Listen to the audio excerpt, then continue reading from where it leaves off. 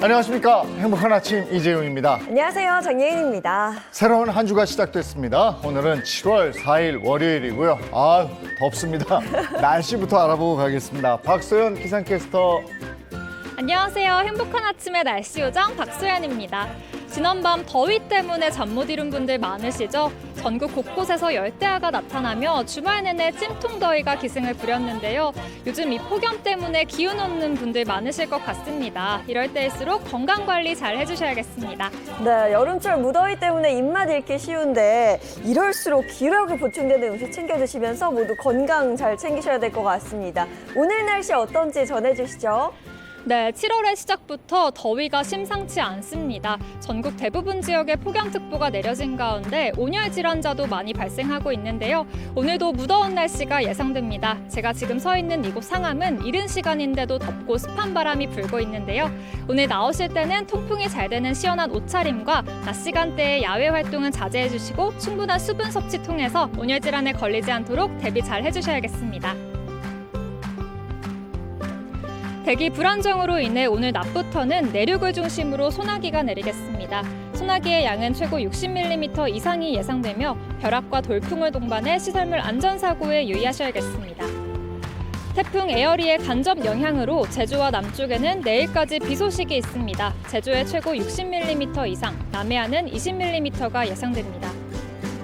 지금 이 시각 서울은 26.4도, 강릉 27.9도, 부산은 25.5도 가리키고 있습니다. 현재 일본 규슈 쪽으로 향하고 있는 태풍 에어리가 우리나라에 직접적인 영향을 주진 않지만 뜨겁고 습한 바람을 불어넣고 있습니다. 서울의 한낮 기온은 35도, 대전은 34도, 대구는 35도로 무덥겠습니다. 당분간 무더운 날씨와 소나기가 계속되겠는데요. 매일 오전 11시 30분에 발표되는 폭염 영향 예보를 참고해 주시면 좋을 것 같습니다. 또 나오실 때는 작은 우산 꼭 챙겨주시기 바랍니다. 지금까지 날씨 전해드렸습니다.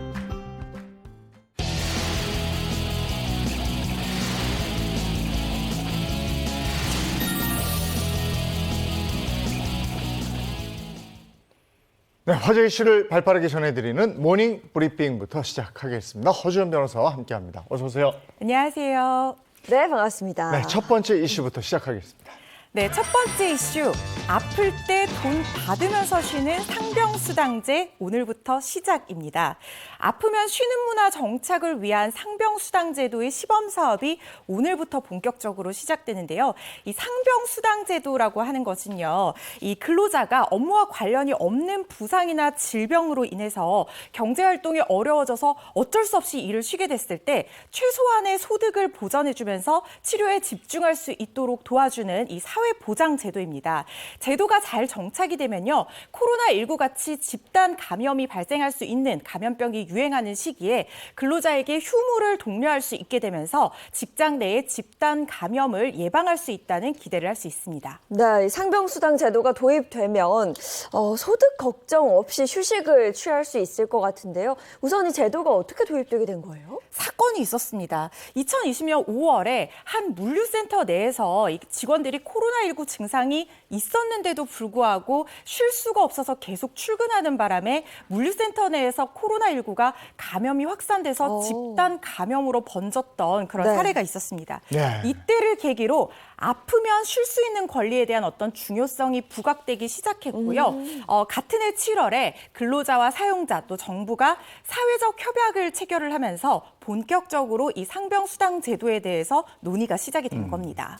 많은 분들한테 필요한 의미 있는 제도가 도입된 것 같은데 지금 시범 사업이라고 그랬잖아요. 그러면 시범 지역도 있는 겁니까? 네, 따로 정해져 있습니다. 이 서울 종로구, 경기 부천시, 충남 천안시, 경북 포항시, 경남 창원시, 그리고 전남 순천시 이렇게 6개 지역에서 앞으로 1년간 시범 사업이 먼저 진행이 되는데요.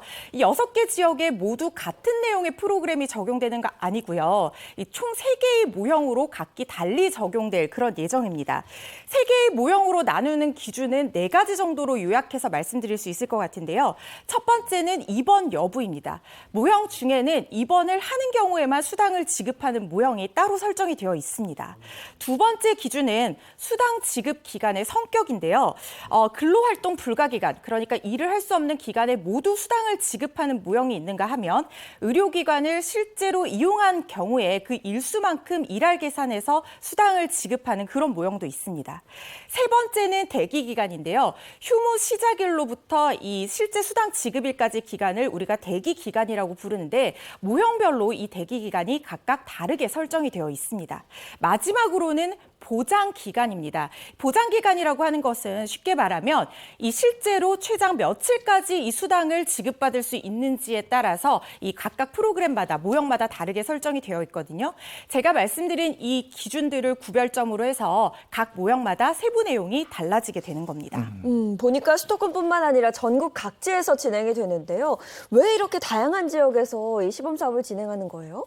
아무래도 시범 사업이잖아요. 그러다 보니까 각각 다른 모형에서 기대할 수 있는 정책적 효과가 또 달라질 수 있습니다.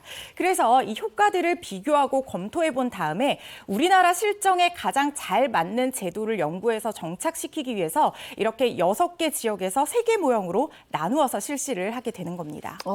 시범 사업이 시행되는 지역에 살고 있는 근로자들은 참 좋을 텐데. 근데 그 지역에서 어떤 근로 형태든 다 해당이 되는 겁니까? 제외되는 경우도 있습니다.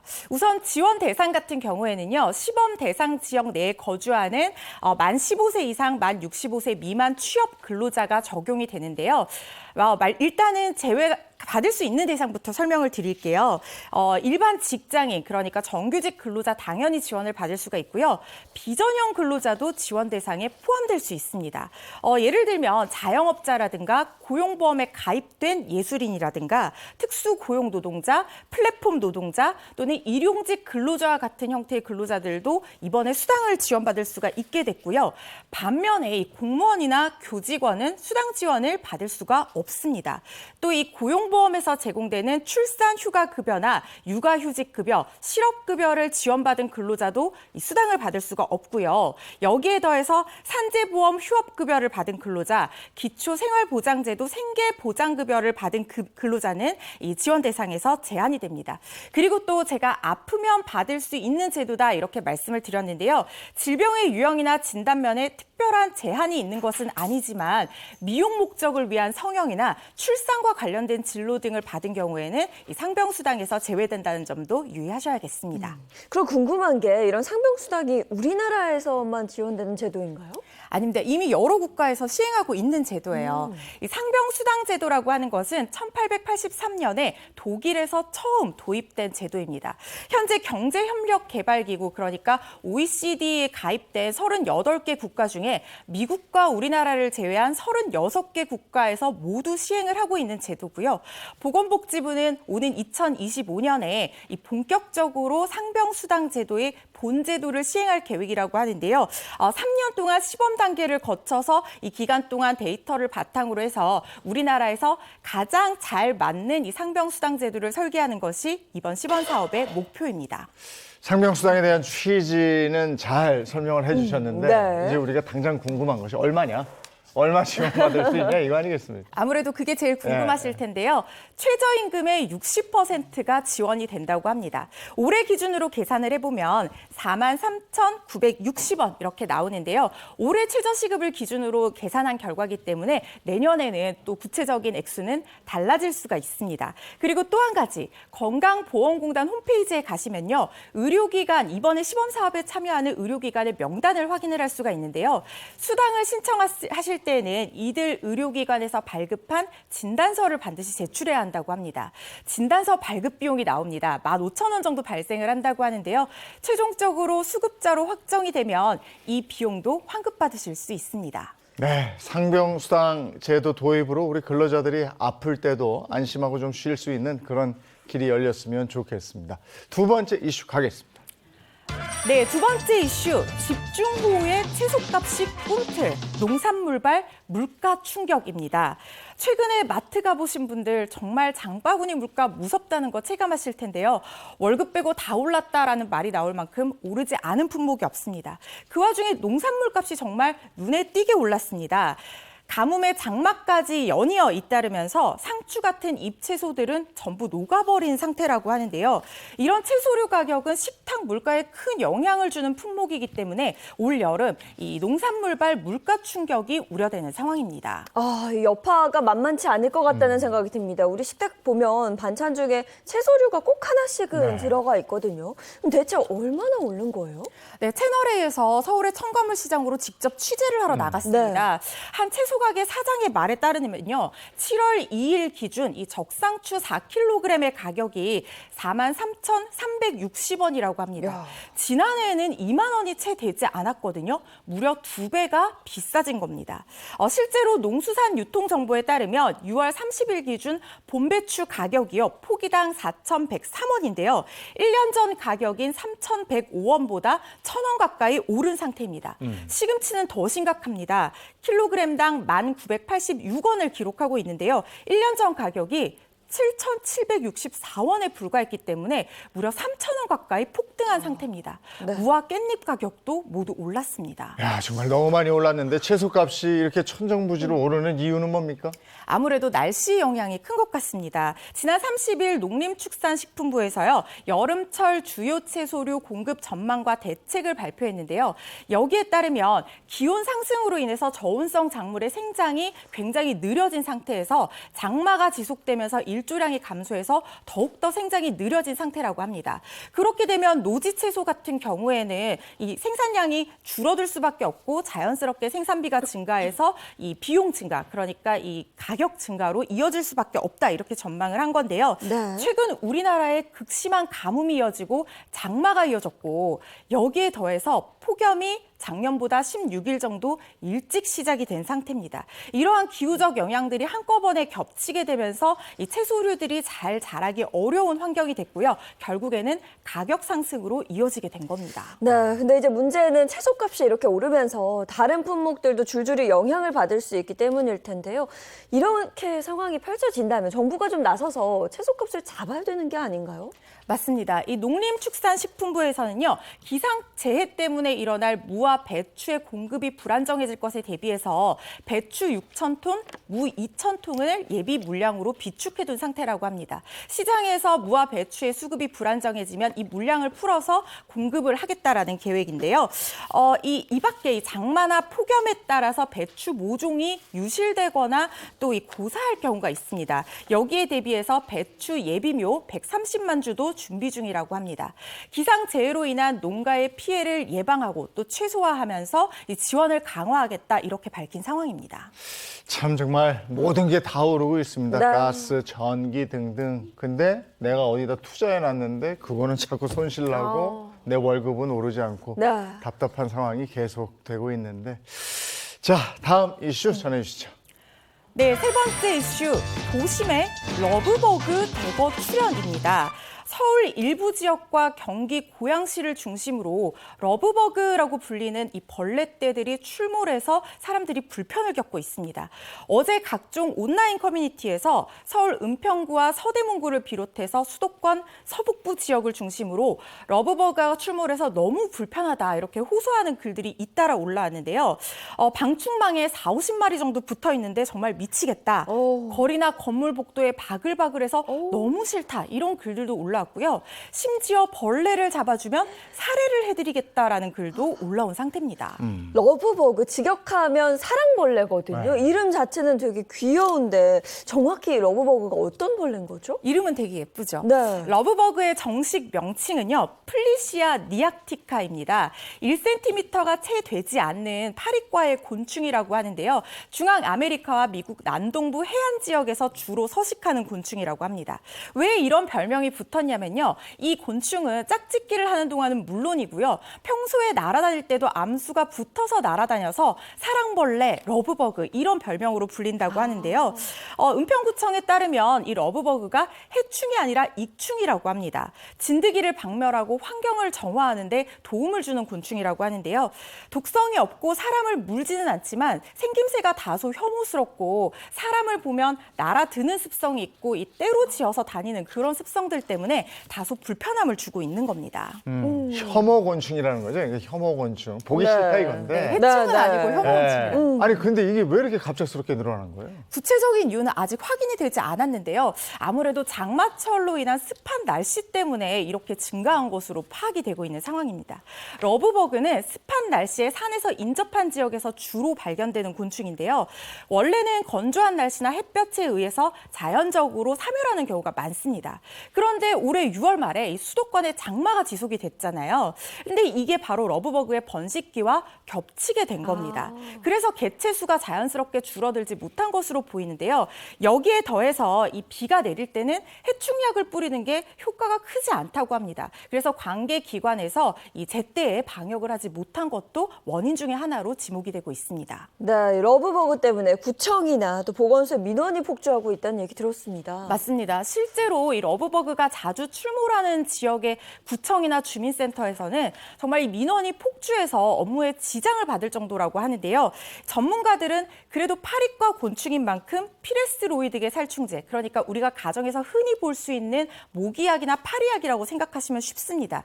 이 살충제로도 충분히 퇴치 가능하다 이렇게 얘기를 하고 있고요.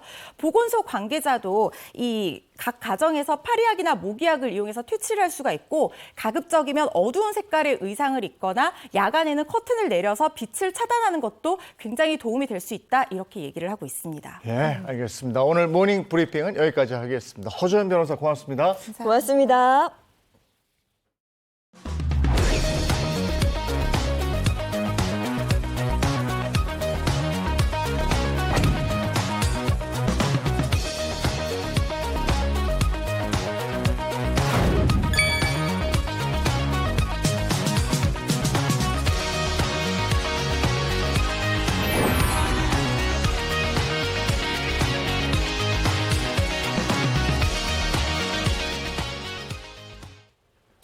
네, 하는 만큼 돈이 보인다. 최신 경제 소식을 알기 쉽게 전해드리겠습니다. 더 핫한 경제입니다. 방송인 박수림 씨, 안건우 기자, 어서 오세요. 반갑습니다. 네, 반갑습니다. 또 허준 변호사와 함께 오늘도 이인철 변호사와 함께합니다. 반갑습니다. 네, 반갑습니다.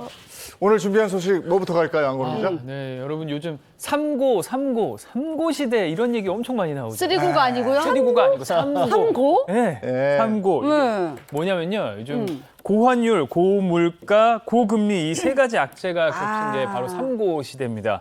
이런 상황이 지속되니까 한국 경제에 뭐 복합 위기가 왔다 이런 위기설도 또 제기가 되고 있는데요. 그만큼 우리 경제를 우려하는 목소리가 이 삼고 시대 때문에 높아지고 있습니다. 세 가지 문제가 겹쳤다. 고물가, 고환율, 고금리. 맞습니다. 쓰리고는 고스톱 칠 때만 쓰리고지. 이것도 어려운 거야, 그렇죠? 난제야. 그렇죠. 사실 요즘처럼 경제 상황이 안 좋은 적도 없었던 네. 것 같습니다. 소비자들뿐만 아니라 국내 기업들 역시도 경영적인 위기를 좀 느낄 것도 같아요. 그래서일 겁니다. 아마 우리 국내 기업들도 뼈를 깎는 노력을 지금 하고 있습니다. 네. 그렇게 해야 살아남기 때문이겠죠. 그래서 오늘 준비한 주제는요. 미래 신성장 동력으로 위기를 돌파하는 국내 기업들입니다. 위기 상황일수록 신기술을 확보해서 미래 성장 동력을 키워나가는 기업들 알아보겠습니다. 미래 신성장 동력이라 그러면 지금 당장 성과를 보질 못해도 그렇겠죠. 앞으로 미래 이 기술이 주목받을 수 있다 이거 아니에요? 맞습니다. 어떤 기술이에요? 네, 먼저 소개해드릴 기술은요. 네. 얼마 전에 정말 우리 모두를 기쁘게 한 일이 있었죠. 네. 누리호. 정말 네. 아, 느려. 아이고, 기분 좋았어요. 네. 장관이었다죠. 네, 네. 발사되는 네, 네. 장면이 지난달 21일 누리호 발사 성공에 따라서 우주 산업에 탄력이 붙을 것으로 예상되는 바로 H사입니다. 오. H사는 미래 먹거리로 우주 사업을 준비해 왔는데요. 지난해 우주 사업 컨트롤 타워죠. 스페이스 허브를 출범시키기도 했고요. 이번 누리호 성공으로 그동안 정부가 주도하던 걸 올드 스페이스라고 하거든요. 여기에서 탈피하고 민간이 우주 개발을 선도하는 뉴 스페이스 시대를 열었다고 볼 수가 있겠습니다. 그중 H사가 선제적인 투자자로서 큰 역할을 했고 또 앞으로도 할 것으로 예상하고 있습니다. 네, 누리호 성공 보면서 참 오랜만에 웃었다 이런 네. 분들도 계셨는데요. 이 영향을 받아 우주 사업에 탄력을 받는 기업들도 있다는 거네요. 미래 신성장 동력 얘기할 때 빠지지 않는 게 아무래도 우리 우주 그렇- 기술일 네, 텐데 네, 네. 또 그렇죠. 이거 외에 미래 기술은 뭐가 있습니까? 로봇 청소기 아시죠? 아하, 네, 편하죠. 국내 2003년에 최초로 이제 로봇 청소기를 출시한 회사인데 네. 이 회사 해외에서 정말 유명합니다. 뭐 여기저기 제품을 볼 수가 있는데요. 이 엘사가 이제 미래 유망 사업을 준비하고 있는데 바로 로봇 분야인데요. 그동안 엘사는 일상생활에서 쉽게 접할 수 없는 로봇에 중점을 맞춰 호텔이나 병원 등 다양한 공간에서 로봇 사업을 지속해 왔는데요. 네. 이에 힘입어서 최근에는 물류 로봇 시장까지 진출했다고 해요. 예. 오. 물류센터 일이 너무 힘든가 봐요. 하루만 해도 힘들어서 나가 떨어지는 사람들 그렇지. 굉장히 많아요. 이런 곳에 로봇이 들어가면 그 수고스러움을 좀 덜 수도 있겠네요. 그렇죠. 물류센터에서 이제 많은 분들이 이제 고생하시는 장면 보셨잖아요. 여기서 이제 로봇을 투입한다고 하는데 이 주문된 물건을 끊임없이 옮겨가는 물류센터는 로봇과 협업을 가장 필요하는 곳 중에 하나인데요. 그래서 엘사는 국내 최다 물류 거점을 보유한 물류 운송 기업이죠. C사와 업무 협약 MOU를 체결하고 차세대 물류 로봇 공동 개발에 본격 진출했습니다. 아. 특히 물류센터에서는 고객이 주문한 상품을 찾아서 피킹하고 포장해서 출고하는 오더 피킹 작업이 중요한데요. 이 작업에 자율주행 운송 로봇을 적용할 계획이고요. 앞으로 로봇을 도입하는 물류센터를 단계적으로 확대할 예정이라고 합니다. 예, 그동안 물류 로봇이 해외 의존성이 높다는 단점이 있었는데 이게 이제 국산화 된다는 거죠. 네네. 앞으로 우리나라의 물류 경쟁력이 한층 더 강화되지 않을까 이런 기분 좋은 생각도 듭니다. 그런가 하면 이 미래를 위해서요 무려 100조가 넘는 대규모 투자를 진행한 곳도 있다고 들었습니다. 그렇습니다. 지난해 매출액 42조 9천억여 원을 달성해서 창사 이래 연간 최대 매출액을 달성한 이 메모리 반도체 제조기업 S사 이야기인데요. 여기에 안주하지 않고 미래를 위한 대단히 투자도 진행을 한다고 합니다. 바로 경기 용인시 일대에 120조 원 규모의 최첨단 팹, 다시 말해 반도체 생산 공장 4기를 신설하는 프로젝트를 또 추진 중인데요. 이 프로젝트가 완성되면 약 2만 5천여 개 가량의 일자리가 새롭게 창출된다고 합니다. 우리나라 반도체 기술은 이미 전 세계에서도 뭐 최고 수준이잖아요. 네네. 근데 거기다가 뭐 최첨단 반도체 생산 공장까지 지어지게 되면 기술이 좀 더 강화되겠네요. 맞습니다. 이미 현 단계에서도 우리나라 반도체 사업은 정말 세계를 깜짝 놀라게 할 정도의 기술력을 선보이고 있는데요. 그중에서 기존 메모리 반도체의 틀을 깬 차세대 메모리 반도체에 대한 연구도 지속하고 있습니다. 이 그간 메모리 반도체는 데이터 저장 역할만 맡고 사람의 뇌가 하는 것과 유사한 기능인 이 연산 기능은 CPU나 GPU가 담당하는 것이 일반적이었는데요. 올해 2월에 이런 관념을 깨고 국내 S사에서 데이터 저장과 연산이 모두 가능한 차세대 지능형 메모리 반도체 개발에 성공을 했고요. 앞으로 미래 반도체 시장에서도 국내 기업이 우위를 점할 거라는 평가가 나오고 있습니다. 요즘 같은 불확실한 경제 상황 속에서도 우리 기업들의 전진은 계속되고 있습니다. 오늘 경제 소식 여기까지입니다.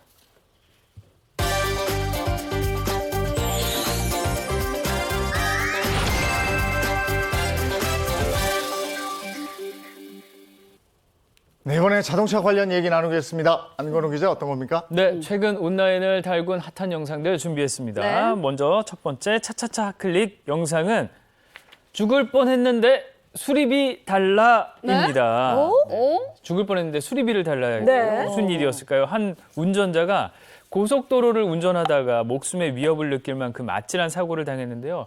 사고 직후에 괜찮으시냐 이런 얘기가 아니라 사과가 아닌 수리비에 대한 요구를 가장 먼저 받았다고 합니다. 과연 어떻게 된 일인지 네. 사고 영상 함께 확인하겠습니다. 고속도로를 잘 달리고 있던 운전자, 근데 오른쪽에서 합류하고 있어요. 트레일러가 보기에도 아찔한데 갑자기 저렇게 넘어가 버립니다. 그런데 그게 그냥 가는 게 아니라 이렇게 차량 앞으로 덮쳐버립니다. 이야, 아찔하네요, 저거 진짜. 화물차 몰고 있던 운전자 정말 아찔한 상황이었잖아요. 네. 컨테이너와 결국 저렇게 부딪히고 말았습니다. 컨테이너가 부딪히고 난 뒤에야 겨우 차를 멈출 수가 있었던 거죠. 진짜 큰 사고인데 저거? 컨테이너에 부딪힌 운전자 상태가 어떤지 저는 궁금해요. 당연히 안 이봐. 괜찮았죠. 그 정도였으니까요. 사고를 당한 운전자 A씨가 의식을 잃어서 병원으로 즉시 이송됐고요. 어떡해. 다행히 불행 중 다행으로 의식을 되찾아서 입원 치료를 받고 있는데요. 근데 문제가 그 뒤에입니다. 네. 상대방 측 보험사로부터 400만 원 가량의 수리비, 차량 수리비를 내놓으라는 에이? 황당한 요구를 듣게 됐다고 합니다. 피해자 측은 분명히 경찰이 당시 사고 책임 비율로 네. 100대 0이라고 오, 했죠. 그러니까 네네. 책임이 그쪽에 있는 거예요. 네네. 그런데 상대방 측이 과실을 얘기하지 않는 상황이라고 토로를 했는데요. 네. 문제는 상대방이 화물공제조합이라는 것이라고 지적을 했고요. 또 우리가 피해자인데 감가상각비를 거론하면서 차량 수리비 중 일부를 피해자 측에게 떠넘기고 있다. 이렇게 주장했습니다. 아니 사고 영상을 보고 이 얘기를 들으니까 제가 뭐 이해 안 잘못 되죠. 들은 게 아닌가 맞아, 이런 맞아. 생각도 드는데 아니 어떻게 차량 수리비를 요구할 수가 있어요? 상대 보험사 측의 주장은 이러했습니다. 네. 사고가 난 트레일러 차량이 중고차인데 중고 부품이 없어서 새 부품으로 교체를 해야 한다 이렇게 말을 했다고 합니다.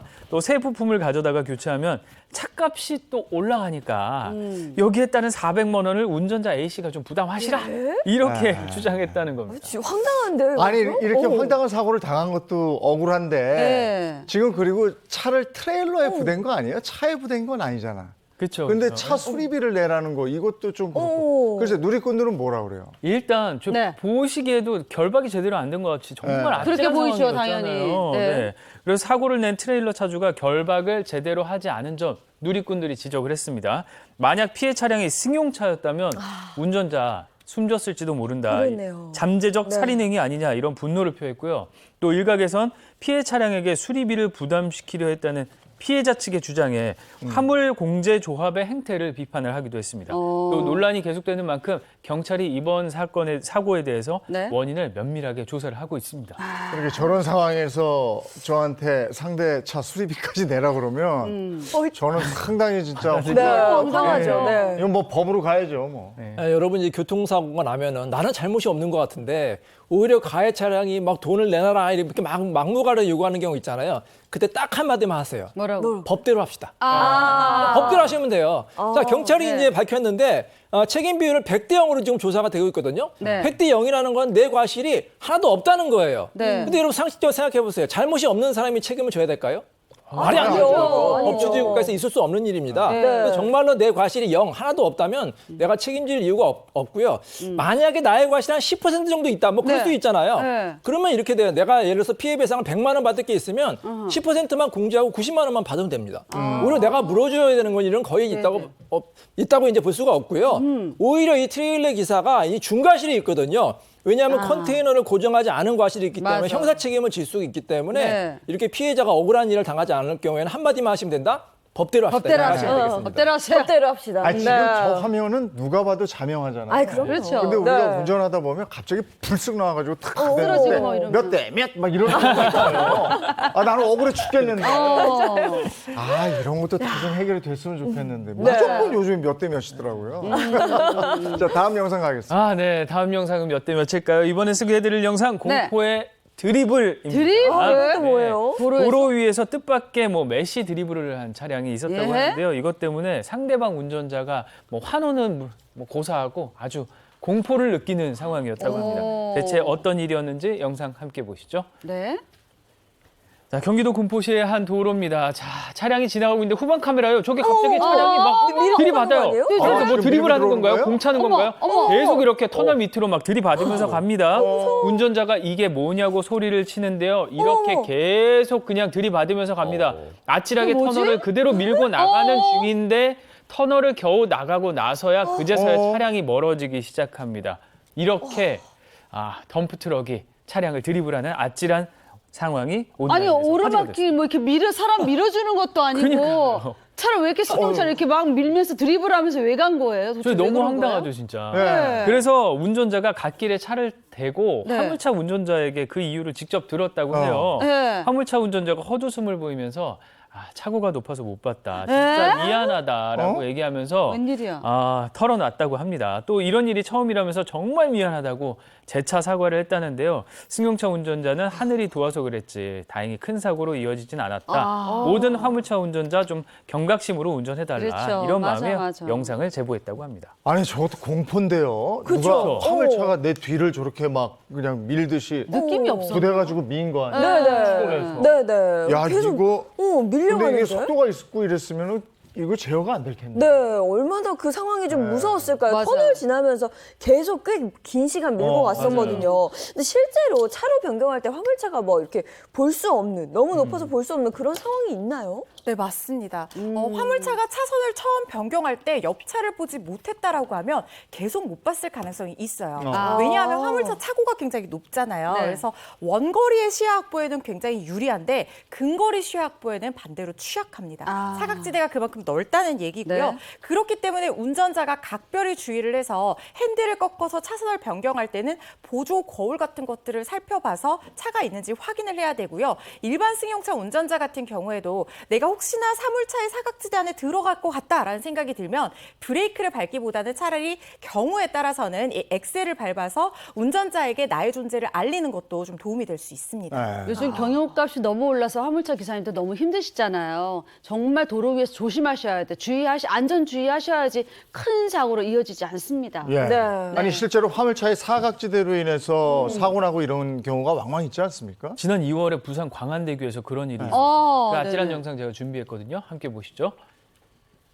네, 3차로를 달리던 화물차. 네. 자, 그대로 차량을 들이받더니 뭐야. 저 차량이 그냥 어머, 뒤집어져 버립니다. 어머, 그리고 다른 차와 충돌을 하게 되죠. 결국 아. 이 사고 충격으로 그대로 4차로까지 튕겨나간 승용차가 또 다른 승용차를 부딪혔고 그 승용차가 전복되는 그런 큰 사고였습니다. 네, 아니 자칫하면 화물차에 밀리는 것뿐만 아니라 그렇죠. 저렇게 전복돼서 더 큰 사고로 이어질 수 있겠는데요? 무섭다. 저도 이제 운전하다 가끔 이런 경우가 있어요. 옆차가 어. 그냥 대책 없이 들어오는 거예요. 나중에 물어보면 못 봤다고 죄송하다고 이런 경우가 있거든요. 왜냐하면 그게 사각지대 때문에 그런데 네. 그래서 이제 한국교통안전공단에서 이 사각지대 실험을 했어요. 네. 자, 화물차가 사각지대가 넓을까요? 승용차가 넓을까요? 화물차가 높고 네. 크니까. 네, 사각지대가 훨씬 넓다. 그러니까 더 위험한 거죠. 그렇죠. 네. 우리가 보기에는 화물차는 높기 때문에 사각지대가 좀 좁을 거라고 생각하는데 전혀 반대 결과가 나왔습니다. 자, 그래서 이 끼어들기 할 때 정말 조심하셔야 되는데 그래서 저 같은 경우는 어떻게 하냐면 끼어들기 할 때 여러분 주의하셔야 돼요. 네. 저는 이렇게 합니다. 깜빡이를 켜고 한참 있다가 좀 들어가고요. 바로 들어가지 말고. 그렇지, 맞아. 그다음에 뒷창문을 좀 열어놔요. 우리가 이제 보는 것뿐만 아니라 소리가 들려야 됩니다. 그래서 모든 주의를 기울여가지고 이제 끼어들어야 되고요. 그다음에 이제 사각 거울 같은 것도 설치하는 것도 하나의 방법이 되겠습니다. 네, 앞서 첫 번째 영상 보신 것처럼 화물차가 앞에 승용차를 약 20초가량 밀고 갔는데도 전혀 몰랐다 그래요. 화물차 기사분들은. 정말 조심하셔야겠습니다. 운전하실 때 화물차는 그 내 차보다 사각지대가 훨씬 넓구나 넓다. 이거 인지하시고 조심하셔야 돼요. 네네. 그리고 그 화물차 앞으로 끼어들면 전에 우리 한번 했잖아. 브레이크 밟을 때 제동 거리가 길어가지고요. 맞아요. 위험한 상황일 수도 있어요. 그럼요. 끼어들기 이런 건 화물차 앞에는 가급적이면 안 하시는 걸로. 예.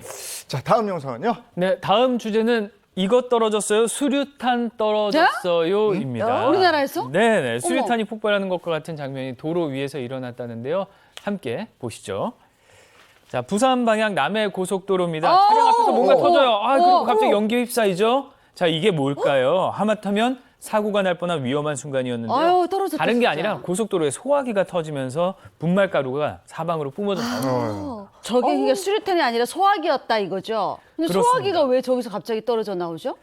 저 소화기가 어디서 나온 건지 출처는 알 수가 없지만 바로 앞에 있던 대형 트레일러 차량은 아니었다고 하고요. 네. 고속도로에 떨어진 소화기가 3차로를 주행하던 대형 트레일러 차량에 밟혀서 폭발했다고 합니다. 이후 소화기는 4차로를 지나서 갓길로 굴러갔는데요. 네. 운전자는 소화기를 제일 먼저 목격했지만 그냥 멈출 수는 없기 때문에 일단 지나갔는데 네. 뒷차가 아무쪼록 괜찮았길 바란다 하면서 우려하는 목소리를 전했습니다. 네, 짧은 순간이었지만 영상 보니까 시야를 아예 가리더라고요. 그렇죠. 운전자분 정말 무서웠을 것 같아요. 운전자가 또 굉장히 침착했어요. 네. 놀랐지만 아이들이 있었기 때문에 아하. 더 조심을 했다고 합니다. 정신 바짝 네. 차리고 차분히 넘겼다고 하고요. 소화기가 차량 쪽으로 튀지 않아서 다행이었다고 이렇게 회고를 했습니다. 네. 이어서 자동차 게임 아이템전인 줄 알았다면서 좀 아이고. 우스갯소리도 덧붙였는데요. 영상을 본 누리꾼들은 화물차를 보면은 최대한 멀리 가는 것이 좋다. 맞아요, 맞아요. 안전하게 네. 피하라. 이런 얘기들을 조언을 했습니다. 얼마 전에 화물차에 실린 맥주캔 떨어져가지고 맞아요. 네, 네. 주민들이 그 돕고 막 이랬던 장면 있지 않았어요? 네네네. 네. 그거 봤던 기억이 있어요. 네, 네. 요즘 이런 사고가 좀 빈번하게 일어나는 것 같습니다. 맞습니다. 네가 왜 거기서 나오냐? 그렇죠. 도대체 소화기가 고속도로 위에 왜 떨어져 있냐? 네. 이렇게 의아해하시는 분들이 있을 텐데요. 최근에 차량 내에 소화기를 필수적으로 비치해야 되는 차량이 늘어났습니다. 이 발표에 따르면 차량 화재 사고의 50%가량이 5인승 차량에서 발생을 했다고 해요.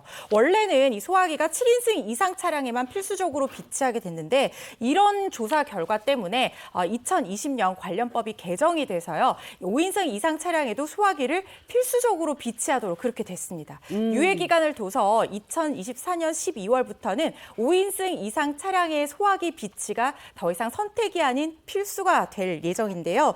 그런데 이렇게 잘 설치한 소화기 관리도 잘 하셔야 됩니다. 혹시 잘못 관리해서 이것도 적재물이거든요. 낙하물 사고로 인해서 교통사고가 나서 사람이 다치기라도 하면 이게 12대 중과실로 판단이거든요. 그래서 종합보험에 가입을 했거나 합의를 했다고 하더라도 형사처벌 받을 수가 있고요. 5년 이하의 금고나 2천만 원 이하의 벌금형에 처해질 수 있다는 점 유의하시기 바랍니다. 이런 낙하물 사고가 가장 문제가 되는 게 이 낙하물이 어느 차량에서 떨어졌는지 이거 찾아내기가 쉽지 않더라고요. 맞아요. 이거 네. 실제 보상받기가 쉽지 않죠. 우리가 이제 운전할 때 방어 운전하라고 하잖아요. 네네. 내가 아무리 잘해도 상대방이 잘못할 맞아. 거 예상해서 운전해야 된다. 네. 근데 이거는 방어 운전 할 수도 없어요. 심각한 거는 뭐냐면 이렇게 이제 쇠 조각이나 쇠 파이프가 떨어져 가지고 막 뒷차에 유리창을 네. 뚫고 이제 가해 운전자가 이제 뭐 사망을 하거나 이런 사고도 있거든요. 자, 그럴 경우에 이제 가해 차량을 찾으면은 피해 보상을 받을 수 있는데 네. 대부분의 낙하물 사고는 가해 차량을 찾기 굉장히 어렵습니다. 맞아요. 그래서 피해 배상을 받지 못하는 경우가 많았는데 이런 안타까운 점을 시정하기 위해서 이 자동차 손해배상 보장법이 이제 개정이 돼요. 그래가지고 국가가 네. 직접 보상을 할 수 있게 됐습니다. 그래서 만약에 가해 차량을 찾지 못하거나 피해 배상을 받지 못하는 경우에는 이 사망 사고나 부상한 피해자가 보상받는 제도가 생겼으니까 이것도 참고하시기 바랍니다. 만약에 이런 피해가 발생했을 때는 좀 알아보시고 정부로부터 일정한 보상을 받을 수 있는지 이런 네. 부분도 챙겨보셔야 되겠습니다. 자, 영상 더 볼까요? 네, 마지막 주제 상상도 못한 등장입니다. 한 운전자가 도로를 달리다가 정말 생각하지도 못한 곳에서 사고를 당했는데요. 네. 나라면 이 상황 피할 수 있었을까 한번 확인해 보시기 바랍니다. 자, 영상 보시죠. 강원도 인제군의 한 도로입니다. 도로 네. 옆에 공사를 하고 있어요. 네. 이 사람도 좀 아찔아찔해요. 보니까 뭔가 나올까 봐 깜빡깜빡. 조심조심하면서 가고 있는데 갑자기 사람이 튀어나오면서 그대로 사람과 충돌하고 맙니다. 보행자가 갑자기 도로에서 튀어나온 겁니다. 와, 이거 너무 상상도 놀랐어요. 못했어. 그렇죠? 아, 대체 보행자가 어디서 나온 거죠? 운전자의 말에 따르면 저 네. 영상 천천히 보시면 아시겠지만 네. 중앙분리대에서 나왔거든요. 아, 중앙분리대. 네, 중앙분리대에서 아, 걸어 그러네. 나와요. 왼쪽에서. 콘크리트 옹벽과 중앙분리대 사이 좁은 그러네. 공간. 저기서 걸어오네. 저기서 걸어 나와요. 그러니까 운전자가 미처 피할 겨를이 저걸 없어서 어떻게 해? 충돌을 하고 만 거죠. 또 보행자는 공사하던 작업자가 또 아니었습니다. 네, 작업자 아니, 아니었고. 저런 경우는 어떡하죠? 저건 정말 예측하지 못한 상황인데. 그러니까요. 좀 보면서 저 어떻게 되는 거예요? 걸어가야지. 과실 비율이 어떻게 되는 거예요? 저런 건? 네, 일단 지금 화면 영상을 보시면요. 네. 보행자가 중앙분리대 사이에서 무단횡단하면서 튀어나오면서 사고가 발생했잖아요. 사실 운전자가 이것까지 다 예측을 하고 안 브레이크를 돼. 밟았다고 하더라도 이 제동거리 때문에 아, 이 사고를 쉽지 예방하기는 않아. 맞아요. 어려웠을 겁니다. 신뢰의 원칙에 따라서 이런 것까지 다 예측한다고 의무를 부과할 수는 없을 걸로 보이고요. 개인적인 의견입니다만 과실 비율은 보행자가 100%를 가져갈 것이다 이렇게 예상이 되는데 구체적인 상황에 따라서 비율은 달라질 수 있습니다. 네, 근데 보면서 전 진짜 너무 깜짝 놀랐어요. 그렇죠. 그리고 저 보행자 얼마나 다쳤나 싶기도 한데. 네, 네. 아니 어떻게 저기서? 그러니까요. 그리고 차량도 보지 않고 그냥 와, 네. 너무 놀랐어요. 자동차 관련 오늘 준비한 소식은 여기까지고요. 이번에는 우리 주변에서 일어나는 사건 사고를 법의 관점으로 한번 풀어보도록 하겠습니다. 네. 어떤 소식부터 갈까요, 양호로 기자? 네, 그 법이 알고 싶다. 오늘의 주제는 네. 시부모가 유산 남겨놨는데 시한부 판정을 아하. 며느리가 시한부 판정을 받았다는 어허. 건데 대체 이게 어떻게 된 일이에요? 참 안타까운 이야기입니다. 자, 꽁트로 준비해봤거든요. 시어머니 역할은 제가 하고 아들 역할 이재용 님이 하시고 며느리 역할은 예인 씨가 하시면 되겠습니다. 네. 이 사연은 온라인에 올라온 사연을 바탕으로 재구성했습니다. 사연 속으로 끄고! 세상에 천사가 있다면 바로 우리 며느리를 두고 하는 말일 겁니다. 30년 전 아들이 먼저 세상을 떠났을 때 며느리는 저희 곁에 남아 친딸처럼 시부모를 보살폈습니다. 저희는 남은 재산을 며느리에게 다 줘도 아깝지 않을 정도였습니다. 예인아, 우리 며느라가 이리 와봐라. 네, 어머니 무슨 일이세요? 30년간 시부모 모시느라 힘들었지? 그래서 우리가 유언장에 전 재산을 우리 며느리에게 남기겠다고 내가 다 써놨다. 아니, 어머님 둘째 아들 그러니까 그 재용 서방님도 계시는데 어떻게 재산을 저한테 다 주신다는 거예요? 그래, 어? 아들 재용인 녀석은 살아생전 부모한테 코빼기도 안 비추고, 우리 그런 아들 둔 적 없다. 응? 차라리 너를 딸이라 생각하고 있으니까 재산 다 가져가고. 어머니 이러려고 한 건 아니지만 감사합니다 어머니. 돈 앞에 좋지. 그런데 감동은 얼마 가지 않았습니다. 며느리가 지병으로 시름시름 앓더니 병원에서 시한부 판정을 받아온 겁니다. 하늘도 무심하시지 시부모보다 젊은 며느리가 세상을 먼저 떠나게 될 줄은 꿈에도 몰랐습니다. 어머니 죄송해요. 시부모님 두고 먼저 떠나는 이 며느리의 불효를 부디 용서하세요. 아유 그런 소리 마라. 며느라가야, 내가 너 주려고 재산까지 다 남겨놨는데 네가 가면 그 돈은 다 누가 쓴단 말이냐. 누가 쓰긴 내가 쓰면 되지. 세상에 아들한테 재산 안 주고 며느리한테 주는 부모가 어디 있어, 엄마. 어? 그리고 형수, 그동안 고생 많았어. 어? 우리 어머니 재산은 내가 챙겨갈 테니까요. 이런 배은망덕한 이런 나쁜, 내가 그 꼴을 두고 볼 줄 알고 며느리 몫으로 유산까지 다 남겨놨는데 시한부 판정을 받은 우리 불쌍한 며느리, 평생 고생만 하다 떠나게 생겼습니다. 며느리가 유산을 못 받으면 손주에게라도 주고 싶은데 이를 어쩌면 좋을까요? 이게 시부모님하고 며느리 정말 안타까운 일이 생겼네요. 진짜. 구체적으로 어떻게 된 거예요? 네, 수십 년간 시부모를 극진히 보살핀 며느리에게 일어난 천천벽력 같은 네. 일이었습니다. A씨 부부는 30년 전 불의의 사고로 아들을 잃었는데요. 하지만 며느리 B씨는 남편을 잃고도 A씨 네. 부부와 함께 살면서 살뜰히 시부모를 보살폈고요. 그 세월만 약 30년이었더라고요. 며느리가 남편을 떠나보내고 30년 동안 시부모를 모셨다는 거예요. 네네. 대단하다 진짜. 시부모에게 다른 자식들은 없었어요? A씨 부부에겐 사망한 아들 외에 자식이 또 하나 있었는데요. 이재용 아들. 재용이죠. 이재용 아들. 나왔어. 엄마 그랬거든요. 네. 하지만 명절 때나 가끔 네. 보는 사이일 뿐 며느리가 오히려 친딸이나 마찬가지였다고 야. 합니다. 당연히 A씨 부부는 며느리에게 적절한 보상을 하고 싶었는데요. 며느리에게 재산을 주겠다라는 유언을 남겼고요. 법적 효력이 생길 수 있도록 공증까지 마쳤다고 합니다. 네, 그냥 대충 한 게 아니라 며느리에게 고마운 마음이 크고 또 사랑하니까 네. 그 유산을 다 남기겠다 이렇게 유언장을 작성을 한 건데, 그런데 이제 며느리에게 너무 안타까운 일이 발생하는 거죠. 며느리 B 씨가 이제 몸이 안 좋아서 병원에 가게 된 거예요. 네. 근데 그 병원에서 시한부 판정을 또 받게 아유. 됩니다. 하늘이 무심하게도 의사 말대로라면 시부모가 돌아가시기 전에 며느리가 먼저 세상을 떠나는 그런 아주 최악의 상황이 된 겁니다. 이 소식을 A씨 부부도 슬픈 마음을 당연히 들었겠죠. 네. 만약 며느리가 먼저 세상을 떠난다면 물려주기로 했던 재산은 며느리의 아들이자 자신의 손자에게 주고 가겠다는 생각을 또 하게 됩니다. 네. 30년간 시부모 모신다고 고생했다고 그 유언장에 시부모가 재산을 다 가져와라 며느라가 했는데 며느리가 시한부 판정받고 먼저 돌아가실 줄 누가 알았어요? 네. 그리고 며느리가 또 재산을 못 받게 되면 며느리의 아들, 본인의 손주에게 재산을 주겠다 이렇게 또 하셨던 걸 보니까 며느리를 진짜 딸처럼 딸 그 이상으로 생각을 하신 거 같아요. 맞아요. 그 상속을 받았는데 내가 이제 먼저 그 가게 되면 네. 그럼 그거 진짜 이게 손주한테 가는 거 아니에요? 그거 어떻게 돼 있는 건가요? 여러분 대습상속이라고 들어보셨죠? 네. 그렇죠. 만약에 부모님이 미리 이제 조부모님보다 사망할 경우에는 그 손자들이 대신해서 상속받는 건데, 네. 근데 이거는 이제 상속이 아니라 유언이거든요. 아. 유언으로 내 재산을 누구한테 주겠다고 하는 건 법적으로 유증이라고 합니다. 유언으로 증여한다. 근데 이제 증여 같은 경우에는 우리 법에 명시적으로 대습 증여, 대습 유증 이런 제도는 없어요. 그렇기 때문에 유언을 받는 사람이 미리 사망해 버리면 그 재산이 손자에게 가지 못할 수도 수도 있기 때문에 이런 방법이 있습니다. 빨리 유언장을 바꾸면 됩니다. 아, 손주한테 준다. 예, 유언장은 언제든지 바꿀 수가 있기 때문에 만약에 이제 며느리가 사망할 경우에 그럴 경우에 손자한테 재산을 이제 주겠다 이렇게 유언장을 고치면 되겠습니다. 네. 아, 그럼 며느리가 유산 못 받으면 손주에게 그럼 넘어가는 건가요? 그렇게 되면? 자동으로는 되는데 그걸 이건 써야 안 된다는 거죠. 거지. 그렇죠. 멘트를 써야 된다. 유언장을 다시 작성을 해야 된다는 거고요. 아하. 일반 대습 상속처럼 대습 유증이라는 것은 아예 불가능하다는 겁니다. 유언을 유증이라는 거 하는 것은 유언에 의해서 재산을 무상으로 증여하는 단독 행위거든요. 네. 유언하는 사람을 유증자라고 하고 재산 받는 사람을 수증자라고 하는데요. 상속과 차이점이 반드시 친족 관계일 필요도 없고요. 제3자나 법인도 수증자가 되는 것이 가능합니다.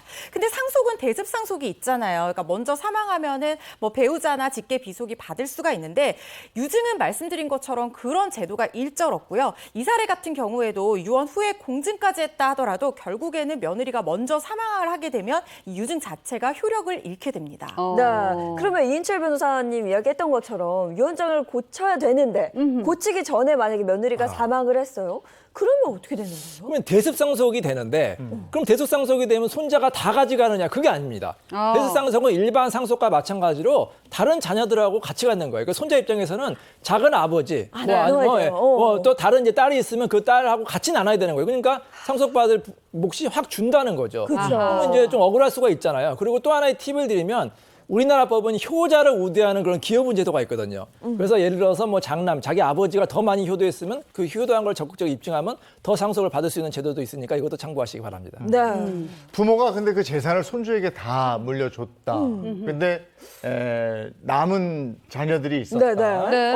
그럼 가만히 안 있고 막 이제 맞아. 뭐 받으려고 할 텐데. 그렇죠. 그럴 때 법적으로 어떻게 되는 거예요? 당연히 자녀도 자신의 몫을 요구를 할 수가 있게 됩니다. 상속 재산을 주는 피상속인이 유증을 했다라고 하면 일단 사망하고 난 뒤에 유증부터 먼저 진행을 하고 나머지 재산으로 상속 재산을 분배를 하게 되는데요. 이번 경우처럼 뭐 손주에게 준다라든가 뭐 모교에 기부하겠다 이렇게 유증을 하고 나서 유증 재산을 다 정리하고 남은 재산을 분배했더니 원래 상속인이 받아야 될 몫의 절반도 받지 못하는 그런 상황이 올 수도 있습니다. 그럴 때 우리가 생각해 볼 수 있는 게 바로 유류분 반환 청구죠. 자녀는 자신의 유류분이 침해당했다라고 하면서 소송을 제기할 수 있고요. 최소한 받아야 될 몫을 확보를 할 수가 있습니다. 네. 근데 부모님을 전혀 돌보지 않고 그냥 내 그래요. 몫이 있겠지 이렇게 생각했던 그 아들의 입장에서는 네. 청천벽력 같은 네, 그런 소식이 이런 경우에는 유언장을 아주 그 꼼꼼하게 잘 챙겨서 그래야겠네. 받고 이렇게 해놔야 네. 또 분쟁이 좀 덜하죠. 네. 네. 아유, 이 돌아가시고 형제간 싸우고 이러면 그러니까. 이거 집안 다. 네. 분비박산 나죠. 그렇죠. 자, 다음 주제 가겠습니다. 네, 그 법이 알고 싶다. 두 번째 주제는 복권 1등 당첨 때문에 가족에게 비극이 일어났어요입니다. 복권 1등에 당첨된 건 사실 행운인데 맞아요. 그렇죠. 비극이 발생을 했다니 이게 어떻게 된 일이에요? 저도 궁금해요. 사실 복권 1등에 당첨돼서 뭐 수십억, 100억 뭐 이렇게 받은 사람들 어떻게 살고 있을까 궁금한데 오늘은 그 사례 중 하나입니다. 네. 사건이 이랬습니다. 지난 2020년 5월 경남의 한 도시에서 아내 살인 미수 사건이 발생했어요. 놀랍게도 이 피의자가 복권 1등에 당첨된 억세게 운 좋은 사나이로 불린 A씨였습니다. 알 것 같아요. 복권에 막상 당첨이 되니까 1등이고 아하. 그러니까 좀 눈이 멀어져. 정말 잘못된 거죠. 돌아버린다. 판단력이 완전히 흐려진 거죠. 근데 그 예상과 다르게 이게 돈이 별로 중요하지 않았나 봐요. 이 그래요? 가족들에게. 의외였습니다. 당시 막대한 당첨금을 받은 남편 A씨 안정된 노후 생활 기대를 했겠죠. 네. 그런데 아내 B씨가 뜻밖에도 남편한테 우리 이혼해, 헤어져라고. 이혼해? 네. 딸을 통해서 당첨금의 일부를 그 후에 받은 아내는 따로 집을 얻어서 살기 시작했고요. 부부는 결국 별거에 돌입했습니다. 아니 보통 이혼에 했다가 나 복권 1등 됐으면 그럼 다시 살아. 이게 정상 아니에요? 근데 복권 1등 당첨됐는데도 끝까지 이혼에 한 거 보니까 남편한테 엄청나게 실망스럽고 너무너무 싫었나 봐 결혼 생활이. 네. 근데 이제 자녀들은 네. 아버지의 복권 당첨 소식하고 어머니가 이혼하자는 소리 그 소식을 거의 동시에 들었네요. 자녀들. 그런데 응원을 또 한 겁니다. 이혼하는 거에? 이혼을 응원한 거예요. 네. 그동안 부부의 힘든 결혼 생활을 누구보다 가까이에서 지켜봤기 때문일까요? 네. 정말 그 이혼에 찬성을 했습니다. 대단해. 남편 A씨는 자녀들이 복권 1등에 당첨된 자신의 편을 들긴커녕 엄마의 편을 들고 이혼을 찬성을 하니까 네. 앙심을 품고 결국 잘못된 선택을 하게 됩니다.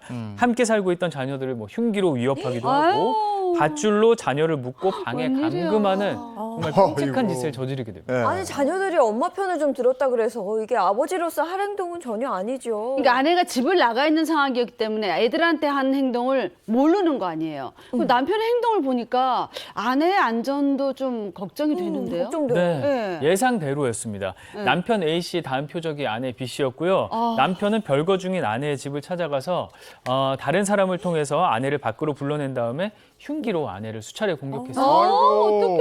아내가 바닥에 쓰러졌는데도 계속 공격했고요. 어떡해. 주변에 있던 사람들이 A 씨를 겨우 말려서 아내가 목숨을 건졌다고 합니다. 어머. 이렇게 끔찍한 일을 어떻게 벌일 수 있지? 이게 복권 1등 당첨된 사람이 행한 일이라고는 상상이 안 돼요. 네. 아니 우리가 왜 그랬지? 복권 1층 당첨되면은 복 받았다고 그러는 거 아니에요? 당연하죠. 그렇죠. 근데 이런 분이 이렇게 복을 너무 끔찍한데. 아니 이게 저 살해 시도가 미수에 그쳐서 다행인데 글쎄 법적 처벌은 어떻게 됐습니까? 여러분 복권 1등 당첨되면 굉장히 행복할 것 같죠. 근데 그렇지 않은 경우가 많습니다. 저도 실제로 복권 1등 당첨한 사람 상담 몇 번 했거든요. 아, 그래요? 그런 사람이 너무 불행해가지고 여러 가지 문제, 뭐 이혼도 하고 뭐 범죄에도 휘말리고 이런 경우도 굉장히 많아요. 그러니까 여러분 너무 복권에 이렇게 매달리지 마시고요. 네. 이 사람은 어찌됐건 이렇게 끔찍한 범죄를 저질렀잖아요. 살인, 미수, 특수감금, 특수협박죄로 법원에서는 재질이 안 좋다고 해서 징역 6년의 실형을 선고했어요. 야. 그런데 이 재판이 1심에 그치지 않고 대법원까지 갔다면서요. 이건 무슨 얘기예요? 1심 형량에 대해서 검사는 너무 가볍다는 이유로 또 이 남편은 너무 무겁다는 이유로 항소를 했고요. 근데 항소심에서도 결과가 달라지지 않았어요. 징역 6년이 그대로 선고가 됐거든요. 그런데 이 남편 정신을 차리지 않고 결국 상고까지 해서 이 사건이 대법원까지 갔는데 대법원에서도 결과는 바뀌지 않았습니다. 올해 2월에 징역 6년이 확정이 됐고요. 여러분 돈은 정말 중요하지만 가장 중요한 것은 아닙니다. 이 돈이 행복을 살 수 없다는 것을 깨닫게 해준 그런 사건이라고 볼 수 있겠습니다. 남편이 복권 1등 당첨되고 나서 이혼한 거잖아요. 그럼 재산 이렇게 분할할 때 복권 당첨금도 이렇게 들어가지 않습니까? 이 아내분이 실수하셨어요. 왜? 하면 안 되는 말씀 하셨어요. 남편이 복권에 당첨되잖아요. 네. 우리 이혼해. 절대로 그런 말씀 하시면 안 됩니다. 아, 왜냐하면 거의 모든 재산이 다 재산분할 대상이 되는데 복권 당첨금은 유일하게 재산분할 대상이 되지 않아요. 왜냐하면 아내가 귀한 게 없잖아요. 남편의 행물로 받은 거기 때문에. 그럼 이렇게 하시면 됩니다. 만약에 아주 그냥 사이가 안 좋은 남편이 복권 당첨됐다. 네. 꼭 참고 여보 잘했어요. 우리 잘 삽시다. 이렇게 한 10년 정도 참고 사시고 맞아. 복권 당첨금으로 집도 사고. 아니 집도 요즘 사기 어렵죠. 워낙 집값이 부양되기 때문에. 어쨌든 이렇게 여러 가지 투자해서 이 재산이 불려나가면 그건 나중에 재산분할 될 수 있으니까 여러분 상대방이 복권 당첨되면 조금만 참으시고 그래, 참아야 돼. 계산을 좀 늘리시기 바랍니다. 어금니 깨물고 참아야 돼. 재산 분할이 안 되는군요, 복권은. 알겠습니다. 네. 오늘 그 법이 알고 싶다는 여기까지 하겠습니다. 고맙습니다. 고맙습니다.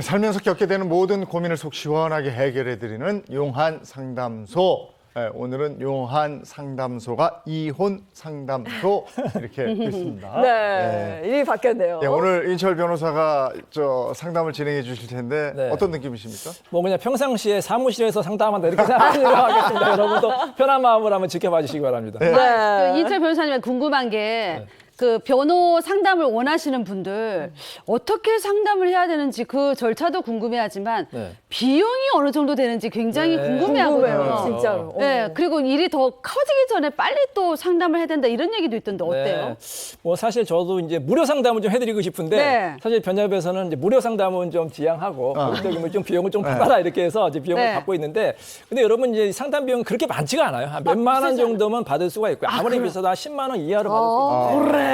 물론 이게 아깝다고 생각할 수 있는데 여러분 생각해 보세요. 만약에 어떤 내가 사고에 휘말렸다. 사건이 휘말리면 그게 피해 배상이 상당히 뭐 몇 억이 될 수도 있고 몇 천만이 될 수 있으니까 그 상담 비용 아끼지 말고 평상시에 미리 좀 상담을 받는 걸 추천드립니다. 네, 이 법률적인 조언이 필요할 때가 살다 보면 있거든요. 맞아, 네, 맞아. 그때는 막 고민하게 되는데 그러지 말고 전문가한테 그때. 찾아가서 네. 상담을 받으면 되는 거니까. 그렇죠. 상담 받으시면 또 확실한 도움을 받을 수 있는 거니까요. 자, 그럼 본격적인 상담을 위해서 오늘 어떤 고민 또 사연이 들어왔는지 그거부터 보고 오도록 하겠습니다. 안녕하세요. 어디 사는 누구신가요? 안녕하세요. 저는 결혼한 지 2년 된 30대 여성입니다. 남들은 신혼이라 계속은 볶을 때라는데 저는 요즘 이혼을 고민하고 있어요. 왜냐면 지긋지긋한 제 사랑 차례 때문이에요. 결혼 전엔 명절이 쉬는 날이었는데 결혼하니까 일하는 날이 될 줄 몰랐어요.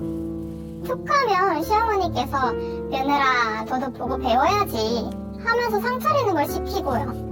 친척들은 저랑 시어머니가 밥상 차려줄 때까지 손 하나 까딱도 하지 않아요. 남편은 뭐라는 줄 아세요?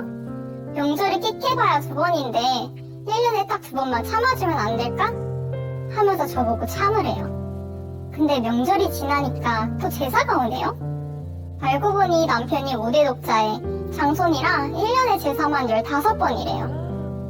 친정에선 제사랑 차례를 안 지내서 그런가. 저는 제사 문화도 이해가 안 되고요. 내가 이러려고 결혼했나 하는 생각이 자꾸 들더라고요. 그래서 첨다무대 시부모님한테 말했어요. 앞으로 제사랑 차례는 어른들이 지내시고 저희는 시간 날 때 가끔씩 와서 돕겠습니다 라고요. 근데 시부모님은 그것도 싫으셨나 봐요. 제사 안 지내는 자식한테는 재산도 없다. 그래서 폭탄 선언을 하시는 거예요. 이런 말하긴 좀 그렇지만 시댁에 15억짜리 건물이 하나 있거든요. 자식이라고는 아들밖에 없으니 언젠가 주시지 않을까 기대했는데 이게 웬걸? 저희가 자식 노릇을 못하면 제사는 사회에 다 화나나고 가시겠대요. 아니, 제사 안 지내는 자식은 자식도 아니에요? 서운하기도 하고 좀 치사하기도 하고. 그렇다고 꼭 참고 살 바에야 그냥 이혼하는 게 더 나을 것 같다는 생각이 들어요. 제가 이 상황을 어떻게 하면 좋을까요? 제사를 안 지내면 재산도 없다. 근데 제사가 1년에 15번. 오, 많긴 추석하고 많아요. 설까지 하면 17번인데 너무 많아. 한 달에 한두 번인 거잖아요. 네네. 이건 보통 일이 아니다 싶고 사실 저는 요즘에는 옛날처럼 뭐 제사나 차례 때문에 고민하는 며느리도 없을 줄 알았거든요. 근데 이런 경우가 아직도 많은가 보네요. 아직도 어때요? 많아요. 아. 아직도 제사 문제로 갈등을 겪는 이 부부들이 많고 특히 이제 이 며느리가 네. 이 명절 지난 다음에 제사 때문에 너무 힘들었다. 이것 때문에 네. 갈등이 심해서 이혼하고 싶다. 그렇게 상담하는 경우도 늘어나고 있습니다. 근데 1년에 제사 15번, 17번 되게 많긴 많아요. 근데 재산이 15억짜리 건물이 하나 있으면 네. 아이고 제사 뭐 그까이 거 해드리죠. 가야죠. 이렇게 해야 되는 거 아닐까 이런 생각이 들거든요. 아 근데 또 며느리 입장에서는 사실은 그 건물 생각보다는 그 15번이라는 게 만만치 않거든요. 17번 1년에. 많죠, 많죠. 저는 뭐 잘 모르겠어요. 그 며느리 좀 이해하게 돼요. 저도 요즘에는 저희 집도 제사는 안 지내는데 저희 어머니는 정말 제사 많이 하시고 맞아요. 네, 네. 어머니 세대는 다 그래요. 그러면 옛날에. 일가 친척 집으로 다 오는데 어시고. 그게 거의 제 생각에는 한 석 달에 한 번씩은 늘 있었던 것 같아요. 참 힘들어 하셨거든요. 네네. 근데 요즘 젊은 며느리들이 이걸 감당할 수 있을까? 1년에 잘 15번을 지금 할까요? 이 사례를 들으면서 그런 느낌이 들었거든요. 네. 근데 요즘 그 시부모님 그랬잖아요. 제사 안 지내는 자식한테는 재산도 없다 이렇게 못을 딱 박으셨단 말이에요. 재산을 주면 주고 안 주면 안 줄 것이지 왜 이렇게 조건을 거는 건지. 네. 근데 이게 재산을 줘도 법적으로 조건 걸고 하는 거는 이 법적으로 문제가 되지 않을까 이런 생각도 큰 듭니다. 문제는 없고요. 주는 사람 마음입니다, 사실. 예, 그 특히 이제 요즘에 이제 네. 부모님들이 법을 더 많이 아시다 보니까 이 조건을 붙이는 경우가 있어요. 예를 들어서 내 재산을 주는데 일정한 효도를 조건을 한다든지 아니면 어떠한 그 의무를 이행한다든지 이걸 뭐 조건부 증여, 이제 부담부 증여라고 하는데 이거를 이제 구두로 말씀하실 수도 있고 서면으로 정하는 경우도 있어요. 뭐 충분히 그렇게 조건이 뭐 103조 위반, 어떤 사회질서 위반되지 않는 이상 그 조건부 증여는 유효하다고 볼 수가 있습니다. 근데 부모 입장에서는 자녀가 재산만 싹 먹고서 받고 그다음에 지키기로 했었던 약속을 안 지킨다 이러면 그 배신감이 상당할 것 그럴 수 같아요. 있죠. 그렇죠? 예, 근데 부모 자식 간에 좀 껄끄럽긴 하지만 소송을 통해서라도 그 재산을 확보할 수는 있는 거잖아요. 제가 예전에 이제 상담한 사건이 아직도 기억이 나는 사건인데 네. 어떤 이제 할머니 분이 이제 사무실 오셨는데 굉장히 좀 이렇게 행색이 좀 안 좋으셨어요. 근데 아들은 우리나라의 최고로 이제 명문 대학을 졸업하고 그다음에 이제 사업도 잘하는데 이 외아들이었거든요. 이 어머니가 이 아들을 이제 온갖 물신양면 다 지원해 주신 겁니다. 그래서 전 재산을 아들한테 줬는데 아들의 재산을 받으니까 그냥 입 닦은 거예요. 아하. 그래서 어머니를 모시지도 않고 생활비도 안 주고 찾아뵈지도 않으니까 네. 어머니가 얼마나 배신감이 크겠어요. 네. 그래서 아들을 상대로 증여한 재산을 다시 반환해달라 이런 소송을 의뢰하셨는데 과연 이 소송을 할 수 있을까요? 쉽지 않을 없을 것 같아요. 부모 자식 관계라서. 그래도 이거는 법은 상식선이니까 네. 상식적으로 얘 못 됐잖아. 그러면은 응징해야 자, 아무리 불효자라 하더라도 네. 이미 소유권이 넘어간 이상, 즉 등기부, 예를 들어 부동산 같은 경우에는 등기부가 등기 명의가 아들 앞으로 간 이상 다시 반환하기가 어려워요. 그래요. 그래서 이거를 받으려면은 효도 계약이라든지 어떤 조건이나 부담을 거셔야 됩니다. 네. 그리고 또 증거를 남기셔야 돼요. 이런 증거를 남겨야만 나중에 불효 자식을 상대로 해서 소송을 통해서 재산을 받을 수가 있습니다. 효도계약서 말은 들어봤지만 지금 말씀 들어보니까 효도계약서 작성 반드시 해야겠네요. 네. 자식들이 부모 말은 잘 안 듣거든요. 근데 네. 법으로 정한 계약은 들을 거 아니에요. 그렇죠. 그리고 다 잃을 수 있다고 다시 빼앗길 수 네. 있다 생각하면 말을 들을 텐데. 근데 사실 저 효도계약서 주변에 쓰시는 분들 한 번도 본 적이 없거든요. 말로는 하죠. 네, 네. 잘 말로는 없죠. 뭐 이런 게 있는 줄은 알지만 네. 쓰는 경우가 실제로 있나요? 실제 있습니다. 어. 실제는 2003년에 있었던 일인데요. 네. 어떤 이제 재력가 이제 부모님이 계셨는데 이제 아들이 자꾸 이제 좀 재산을 달라 사업자금 달라고 하니까 서울 종로에 있는 한옥 아주 멋있는 한옥이 네. 있었거든요. 네. 시가 20억 상당의 그 한옥을 아들 명의로 해주신 거예요. 네. 네. 오. 근데 이제 이 아버님이 이제 제 방송을 보셨는지 어허. 이 효도 계약서를 쓰신 겁니다. 효도를 하는 걸 조건으로 주셨어요. 네. 근데 아들이 이제 재산을 받고 나서 역시 원래 불효자였거든요. 불효자였던 것 같아요. 불효를 하는 거예요. 그래서 이제 막 부모님 말씀도 잘 안 듣고 막 어머님께 함부로 하니까 이 아버지가 도저히 안 되겠다. 우리 조그만 아파트라도 하나 마련해 다오. 우리 따로 나가 살겠다고 했더니 아들이 이런 말을 했어요. 네. 천년만년 살 곳도 아닌데 무슨 아파트가 필요하냐.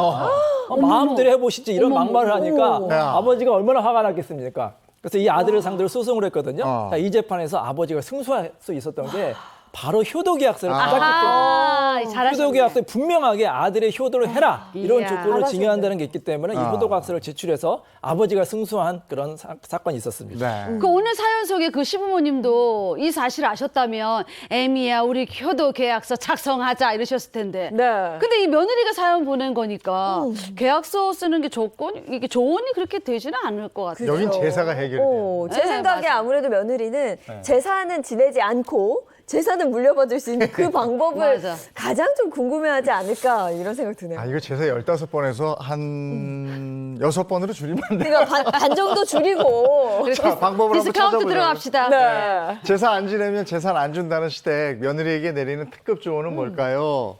첫 번째. 재산 받고 싶다면 제사 지내라. 재산을 받고 싶다면 제사 지내라. 네. 피할 수 없다 이 얘기네요. 그렇죠. 네. 우리가 뭔가를 얻으려면은 뭔가 네. 하셔야 됩니다. 맞아. 아무것도 안 하고 또 재산을 받기는 어려워요. 요즘에 또 재산 이게 벌기 얼마나 힘드니까. 그래서 일단은 부모님의 뜻을 좀 거스르지 않는 게 좋아요. 아하. 쉽게 말하면 납작 엎드리세요. 부모님이 하라는 대로 다 하고 쭈구리! 제사 좀 하기 싫어도 좀 하셔야 됩니다. 네, 많은 재산을 받으면 뭐 예, 그냥 예, 공짜로 예, 받을 수는 예. 없잖아요. 네. 왜냐하면 이제 생전에 그 재산을 누구한테 주는 거는 부모님 마음입니다. 네, 네. 부모님이 재산을 자녀한테 주건 뭐 사회 기부하던 이거를 본인을 위해 쓰건 마음이기 때문에 부모님 재산을 받고 싶다면 부모님에게 효도를 하시기 바랍니다. 네. 그런데 시부모님이 그 앞으로 제사 안 지내면 재산도 없다 이렇게 선언을 하셨잖아요. 네. 그럼 만약에 제사를 안 지냈고 그 재산도 사회에 환원을 했어요. 자식들이 저희가 또 배웠잖아요. 유류분 아, 청구. 그렇지. 유리분. 그게 있어서 뭔가 내 몫을 주장할 수 있는 게 아닌가 싶군요. 그렇죠. 이게 이제 그럴 수도 있고 아닐 수도 있는데 굉장히 이제 훌륭한 일을 하셨잖아요. 사회에 기부하셨는데 근데 전 재산을 사회에 기부하면 자녀는 서운할 수 있겠죠. 그럴 때 자녀가 할 수 있는 게 뭐냐면 바로 유류분을 청구하는 겁니다. 유류분이란 건 뭐냐면 내가 원래 받을 몫의 절반을 청구하는 거예요. 원래 받을 몫이 예를 들어서 10억이다. 그러면 10억의 절반인 5억 원을 그 사회단체에 청구할 수가 있는데 근데 이제 다 청구할 수 있는 게 아니고요. 만약에 부모님이 뭐 1년 전, 훨씬 전에 예를 들어서 뭐 10년 전에 사회단체에 기부했다. 그럴 경우에는 청구할 수가 없거든요. 돌아가시기 1년 이내에 기부한 거에 대해서만 유류분을 청구할 수가 있습니다. 이 댁은 지금 살해한 살해자는 보니까 시부모님이 돈이 있으니까 고민이 생긴 거예요. 그렇죠. 만약에 시부모님 돈이 없으면 저 재산 못 지내요. 이러면 끝이야. 맞아요. 근데 자꾸만 그 건물이 눈에 아른거리는 거죠. 아. 근데 이런 얘기 있잖아요. 그 재산이 있으신 부모님들은 자식들 젊을 때 한 번에 줄 게 아니라 끝까지 가지고 있어야 된다. 맞아, 그리고 맞아. 조금씩 줘야 이렇게 그렇지. 나중에까지 효도한다 이런 얘기 재산이 아예 있는데. 많으면 모르겠지만 네. 사전 증여는 위험하다 이런 얘기 많이 그렇죠. 하잖아요. 네, 네. 저도 그냥 100% 동감합니다. 재산을 미리 주는 것보다는 끝까지 가지고 계시고 요즘에 또 100세 시대 아닙니까? 맞아요. 이 노후 자금 생각하셔야죠. 여러분 자녀한테 다 주면은 자녀가 물론 이제 부모님을 잘 모시고 생활비도 주는 경우도 있지만 뭐 자녀가 사업하다가 이제 잘못될 수도 있고 그렇기 네. 때문에 끝까지 가져가시는 게 좋고 또 미리 주면은 이게 분쟁이 생길 수가 있어요. 왜 누구는 많이 주고 누구는 안 줍니까? 분쟁이 생길 수 있기 때문에 그냥 법대로 하시면 됩니다. 끝까지 가져가시고 돌아가시면 법대로 공평하게 상속분대로 나누는 게 좋은 방법이라고 생각이 됩니다. 근데 효자라는 게 부모 돈 때문에 탄생되는 건 아닌 것 같아요. 이건 천성이거든요. 그게 보면. 그러니까 이변님은 이런 뭐 재판 사례가 많이 있었을 거 아니에요. 부모의 재산하고 자식의 효도하고 이게 연관관계가 좀 있습니까? 좀 있는 것 같아요. 왜냐하면 이제 부모님이 나중에 이제 홀로 되시는 경우 있잖아요. 네. 해외를 하거나. 근데 이제 그분이 재산이 아주 많은 경우와 그렇지 않은 경우가 있거든요. 네. 이제 재산이 많이 없고 이제 많이 편찮으시면 자식들이 서로 안 모시려고 하는 경우가 있어요. 맞아. 그리고 자주 찾아뵙지도 않고. 근데 네. 이제 혼자 계시는 재산이 아주 많다. 서로 모시려고 막 그래요. 서로 모시려고 경쟁하는 경우가 있거든요. 아유, 이게 좀 슬퍼. 슬픈 현실이긴 한데 네. 그래서 재산을 좀 끝까지 꽉 쥐고 있어야지 효도를 받을 수 있다. 이것도 참고하시기 바랍니다. 네. 그리고 요즘에는 이제 아들 며느리가 요즘에 돈 벌기가 얼마나 아, 어렵습니까? 그럼요. 그래서 자립한다는 게 특히나 집을 사거나 할 때 혼자서 하기가 정말 어려워서 그죠. 이런 거 해주시면 그렇게 간섭들을 하세요. 또. 네, 요즘은 사실 근데 35세 결혼을 한다 쳐도 네. 집값이 한두 푼도 아, 아니고 그러니까. 전세 하나 얻으려도 맞아, 돈이 맞아. 얼마나 많이 들어요. 그러니까 손을 내밀고 네. 또 도와주시고 이런 경우들이 좀 많이 있는 것 같아요. 여러분 이제 투자 많이 하시죠. 네. 내가 뭐 부동산에 투자했다, 주식 투자했다. 그럼 관심을 갖잖아요. 네네. 이 회사가 잘하나, 뭐 부동산이 그렇지, 무슨 그렇지. 호재가 있나. 네네. 이 부모님도 마찬가지인 것 같아요. 이 결혼할 때 결혼 자금도 대주시고 아니면 큰 돈을 들여가지고 집도 사주셨으면 맞아. 당연히 관심이 있고 또 간섭을 하시지 않겠습니까? 맞아. 그래서 이 결혼 비용이라는 이 집값이 사실 너무 이제 높은 게 문제인데요. 하지만 아무리 그렇다고 하더라도 너무 지나치게 간섭을 하면 이 고부 갈등이 생길 수도 있고 또 문제점이 생길 수 있으니까 간섭은 약간 조금 줄였으면 좋겠습니다. 네. 그래요. 아유, 자식 이기는 부모가 있습니까? 자, 두 번째. 부당한 대우한다면 차라리 이혼하라. 그것도 단호한 조언이시네요. 네. 이게 왜냐하면 너무 참고 사시면 참고 사셨다고 화병 걸리시는 네. 분이 맞나요? 맞아. 여러 가지로 힘드신 분이 있기 때문에 차라리 무조건 이혼하라는 말씀이 아니고요. 이혼도 하나의 방법이 될 수 있다 이렇게 말씀을 드리고 싶어요. 왜냐하면 이혼을 하게 되면 재산 분할을 받을 수도 있고요. 네. 시부모님이 미리 배우자에게 물려주신 재산도 일정 기간이 지나면 기여도가 있으면 재산 분할 받을 수 있으니까 이것도 하나의 방법이다 이렇게 말씀을 드리고 싶습니다. 네. 아, 근데 시집살이를 고되게 하는 경우에는 그게 뭐라고 해야 되죠, 이거를? 공동비고라고 해야 되나요? 네. 그래서 신우나 시어머니를 이렇게 같이 상대로 위자를 그렇게. 선고하는 그런 경우도 있지 않아요? 그러니까 이제 아내분들이 이제 오셔가지고 네. 이혼하고 싶습니다. 그럼 남편을 상대로 이혼하면 될까요? 남편은 물론이고요. 시아버지, 시어머니, 시누이 뭐 5명을 상대로 이혼은 뭐 소송해 주세요 이런 경우가 있는데 정말 말리는 편이거든요. 네. 여러분 생각해 보세요. 이제 부부끼리도 이제 뭐 이혼 법정에서 서로 싸우는 것도 힘든데 네. 시부모니, 시누이 다 출석해 가지고 싸우면은 얼마나 힘들겠습니까? 사실 법원에서도 그건 좀 말리고 있는 편이고요. 네. 만약에 고부 갈등이 너무 심하다면은 남편이 포괄적인 책임을 있는 걸로 할 수가 있고요. 맞아요. 그다음에 장서 갈등이 큰 경우에 역시 아내가 포괄적인 책임을 물을 수 있기 때문에 한 사람을 상대로 소송하는 게 바람직합니다. 네. 근데 여기서 이제 만약에 이혼까지 하게 된다면 직접적인 원인이 제사 15번이잖아요. 그렇죠. 네.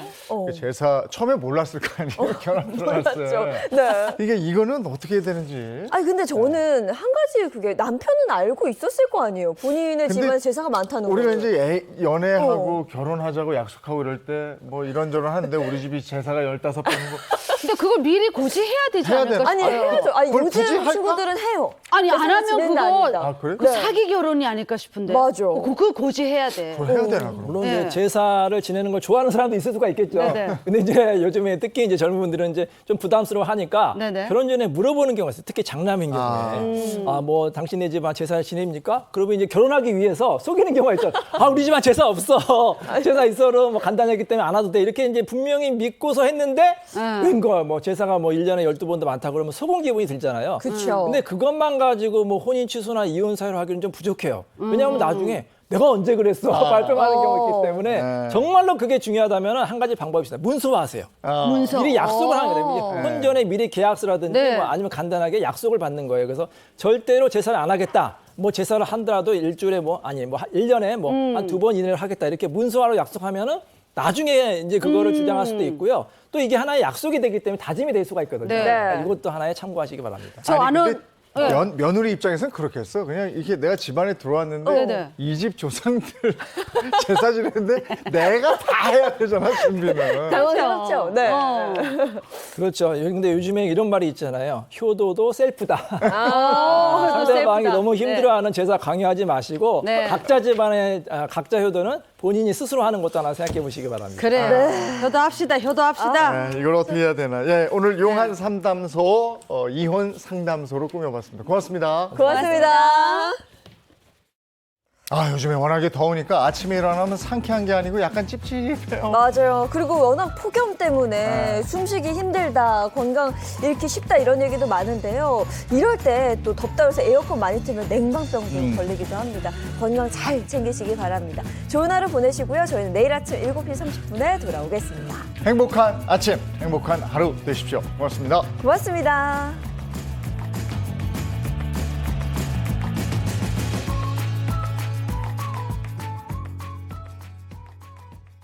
채널 A